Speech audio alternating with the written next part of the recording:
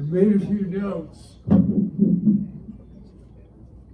First railroad into Columbus was the Columbus and Xenia, became part of the Pennsylvania Railroad, arrived February 26, 1850.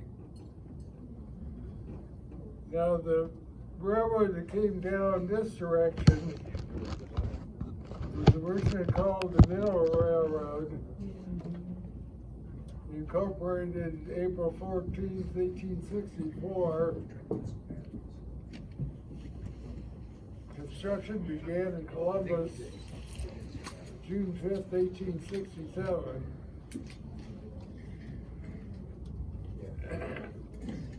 June 25th, 1867, the name of the company was changed to the Columbus and Hocking Valley Railroad. First train to Athens, which is a distance of about 75 miles, July 25th, 1870. Then they started building branches to the coal mines. And the Straitsville branch out of Logan, 13 miles to New Straitsville, opened January 2nd, 1871. Bad thing about that branch was it had a grade to it.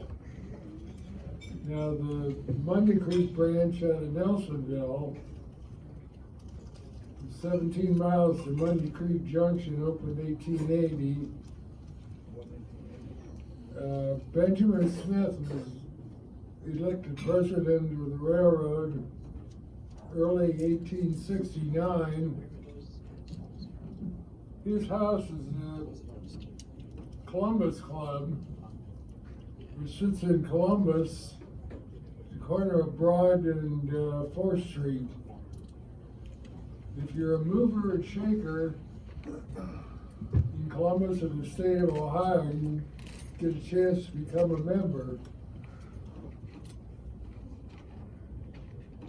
Then they decided that they needed an outlet for their coal, so they incorporated the Columbus and Toledo Railroad, May 18, 1872. It was opened to Toledo January 10, 1877. 118 miles to as far as Walbridge, which is where the big yard was. Still is.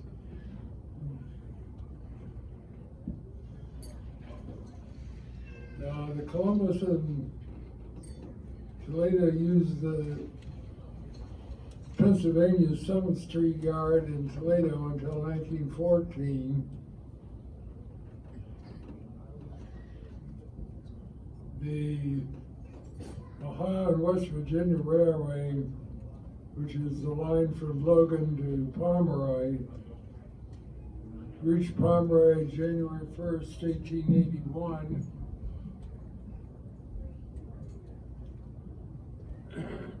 They consolidated all these railroads as the Columbus, Hocking Valley, and Toledo, effective July 1st, 1881.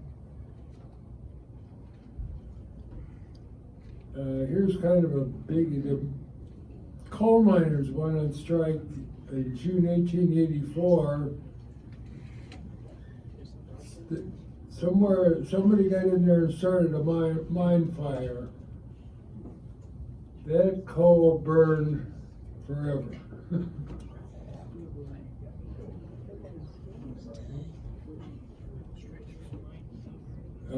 Columbus Waite, Christopher Waite, became president of the railroad September 1st, 1889.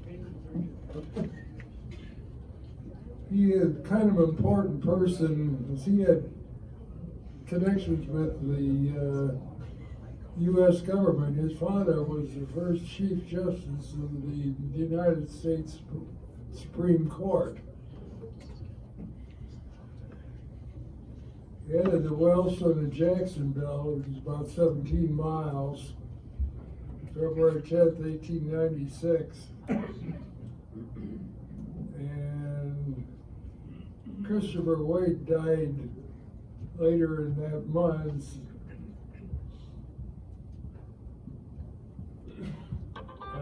Nicholas Montserrat became president of the Columbus Hocking Valley in Toledo in 1896,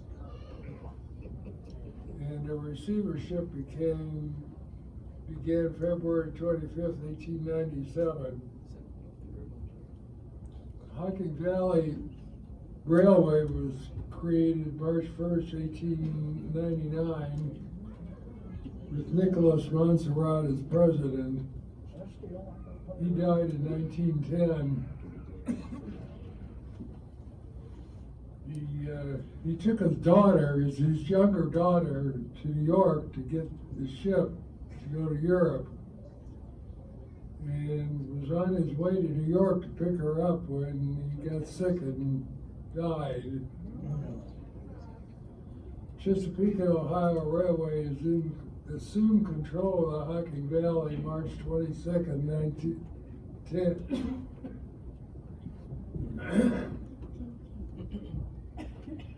They ran an electric service on the Wilson and Jackson Belt, which ended in December 1916.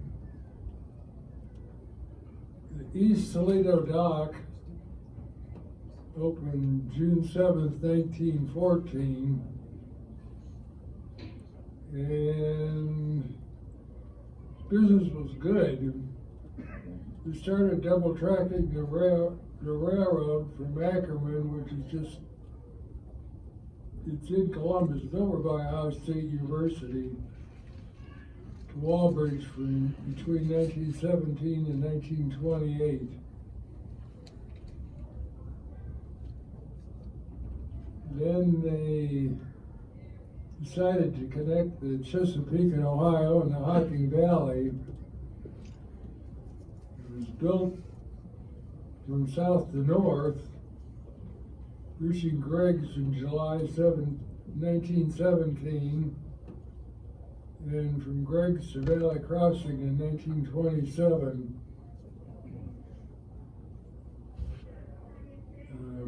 The Presque Isle Dock in Toledo began construction June 1st, 1929.